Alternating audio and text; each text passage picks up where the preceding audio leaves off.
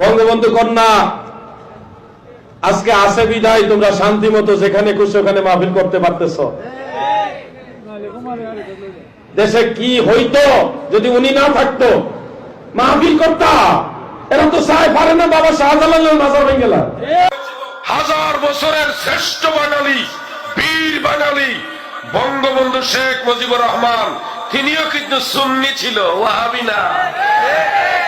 বাংলাদেশ 1971 সালে যার হুঙ্কারে স্বাধীনতা এসেছে, সেই বীর বাঙালি, হাজার বছরের শ্রেষ্ঠ বাঙালি বঙ্গবন্ধু শেখ মুজিবুর রহমান, তিনিও মাজার জিয়ারতের পক্ষে ছিলেন। বিএনপি যারা করেন, জাতীয়তাবাদী কি দলটার নাম?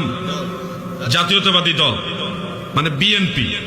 আপনাদেরকে বলছি, ময়দান থেকে আওয়ামী লীগের সরাইয়া এখন আপনাদেরকে সরানোর একটা পায়তারা চলতেছে, বিভিন্ন ষড়যন্ত্র চলতেছে আপনাদেরকে বিতর্কিত করার জন্য।